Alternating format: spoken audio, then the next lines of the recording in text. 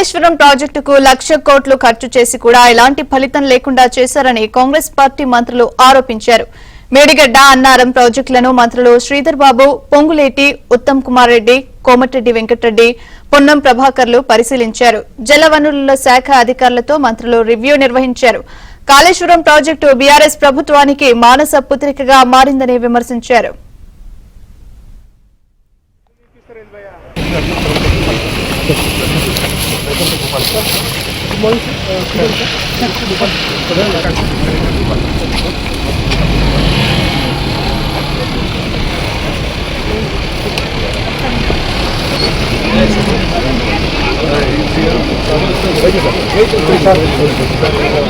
బాధ్యత వహించాలన్నారు. ఏం చెప్పాలనుకుంటారు సార్?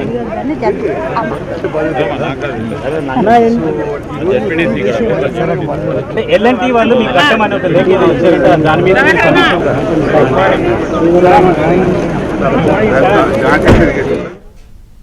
కాళేశ్వరం ప్రాజెక్టుకు 1,00,000 కోట్లు ఖర్చు చేసి కూడా ఎలాంటి ఫలితం లేకుండా చేశారని కాంగ్రెస్ పార్టీ మంత్రులు ఆరోపించారు. మేడిగడ్డ అన్నారం ప్రాజెక్టులను మంత్రులు శ్రీధర్ బాబు, పొంగులేటి, ఉత్తమ్ కుమార్ రెడ్డి, కోమటిరెడ్డి వెంకటరెడ్డి, పొన్నం ప్రభాకర్లు పరిశీలించారు. జలవనరుల శాఖ అధికారులతో మంత్రులు రివ్యూ నిర్వహించారు. కాళేశ్వరం ప్రాజెక్టు బీఆర్ఎస్ ప్రభుత్వానికి మానస పుత్రికగా మారిందని విమర్శించారు.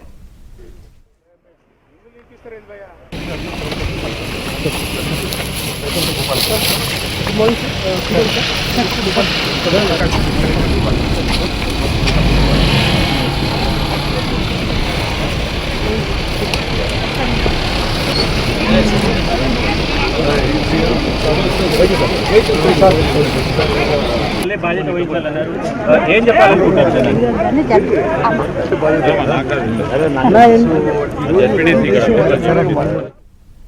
మేడిగడ్డ బ్యారేజ్ ను మంత్రులు సందర్శించారు. ఇదే విషయానికి సంబంధించి మరింత సమాచారాన్ని మా కరెస్పాండెంట్ నవీన్ అందిస్తారు. నవీన్, చెప్పండి, మేడిగడ్డ సందర్శన అనంతరం మంత్రులు ఏం చెప్పారు? సో దీనికి సంబంధించి అప్డేట్స్ ఏంటి? ప్రియాంక, మేడిగడ్డ ప్రాజెక్టులో అనేక రకాలైనటువంటి అవకతవకలు, లోపాలు బయటపడ్డాయని మంత్రులు అయితే చెప్పారు. ఇక్కడ కాళేశ్వరం కి సంబంధించి కాళేశ్వరం ప్రాజెక్టు ఈఎన్సీ ఎవరైతే ఉన్నారో ఆయన పవర్ పాయింట్ ప్రజెంటేషన్ ఇచ్చారో ఆ పవర్ పాయింట్ ప్రజెంటేషన్ లో అన్ని రకాలైనటువంటి విషయాలపైన ఆయన మాట్లాడడం జరిగింది. కాళేశ్వరం ప్రాజెక్టు అంచనా వ్యయం 1,27,000 కోట్ల 872 కోట్లు 1,27,872 కోట్లు అంచనా వ్యయంగా ఇప్పటికే కాళేశ్వరం ప్రాజెక్టు ఉందని, అందులో ఖర్చు చేసింది మాత్రం 93,872 కోట్లు ఇప్పటికే ఖర్చు అయ్యాయి. అయితే ఇప్పటి వరకు రాజకీయ పార్టీలు ఏవైతే విమర్శలు చేసుకుంటున్నాయో 1,00,000 కోట్ల కాళేశ్వరం ప్రాజెక్టు 1,00,000 కోట్ల అయిందనేటువంటిది ఒకవైపు కాంగ్రెస్ పార్టీ ముందు నుంచి ఆరోపిస్తుంది, ఎన్నికల సభల్లో చెప్పింది.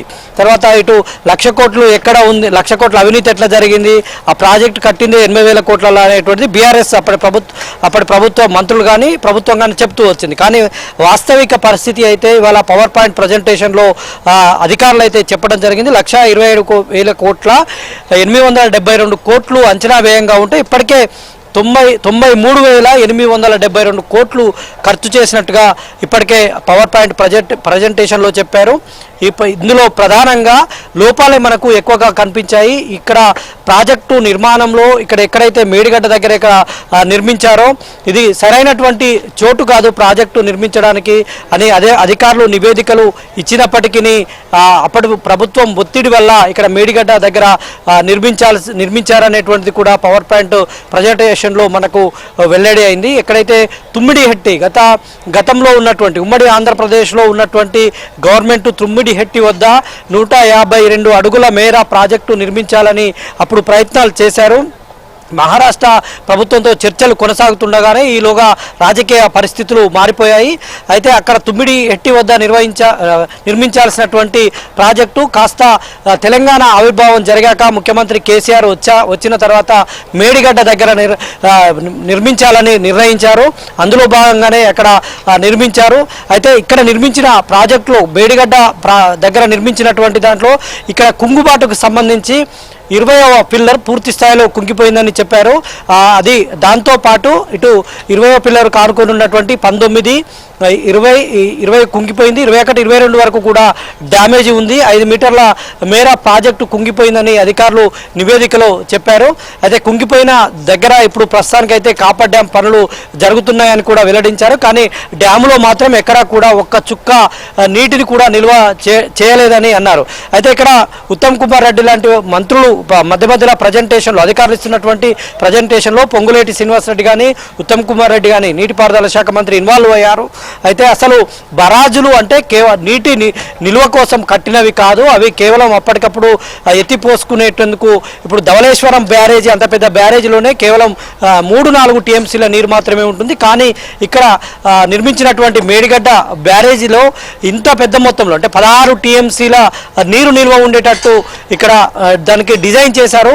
ఈ 16 టీఎంసీలు నీరు నిల్వ ఉంటే దానికి తగినట్టుగా ఏర్పాట్లు చేయాలి.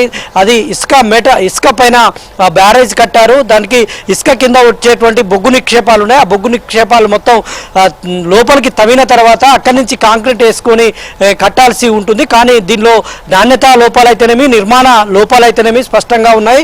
అంతకంటే మించి డిజైన్ లోపం ఉందనేటువంటిది కూడా పవర్ ప్లాంట్ ప్రజెంటేషన్లో తేటతెల్లమైంది. ఇక్కడ డిజైన్ లోపం అంటే ప్రాజెక్టు టీఎంసీలు 16 టీఎంసీలు నిల్వ ఉండాల్సినటువంటి ప్రాజెక్టుకు ఆ మాదిరిగా డిజైన్ లేదు. అంటే అప్పుడు ఉన్నటువంటి ప్రభుత్వం ముఖ్యమంత్రి కేసీఆర్ ఒత్తిడి ద్వారా ఆయన చెప్పినటువంటి విధంగానే అధికారులు తలాడించారు. అయితే ఇక్కడ ఈఎన్సీ పైన అధికారుల పైన మంత్రులు అయితే ఫైర్ అయినటువంటి పరిస్థితి. ఏకంగా కోమటిరెడ్డి వెంకటరెడ్డి, మీరు అప్పుడు ఇంత అవినీతి జరుగుతుంటే ప్రాజెక్ట్ అసలు డిజైన్ మాదిరిగానే లేకుండా అంటే అధికారులు చెప్పినటువంటి డిజైన్ కాకుండా అప్పుడు ప్రభుత్వం చెబుతూ మీరు తలాడుస్తూ ఎలా చేశారు, అవసరమైతే మీరు రిజైన్ చేసి పోవాల్సి ఉండే ప్రజాధనాన్ని 1,00,000 కోట్లు పెట్టినటువంటి ప్రజాధనాన్ని వృధా చేశారు. వృధా చేసినా కూడా ఇప్పుడు ప్రాజెక్టు పనికి రాకుండా పోయింది. అయితే అప్పటి ప్రభుత్వం 1 కోటి ఎకరాల మాగానికి సాగునీరు అందిస్తామని చెప్పింది. కానీ కేవలం ఇక్కడ 95,000 ఎకరాలు మాత్రమే కొత్తగా ఆయకట్టు వచ్చిందనేటువంటిది పవర్ పాయింట్ ప్రజెంటేషన్లో వెల్లడైంది. అంటే 1,00,000 కోట్లు ఖర్చు పెట్టి కేవలం 95,000 ఎకరాలకు మాత్రమే కొత్తగా ఆయకట్టు తెచ్చారు.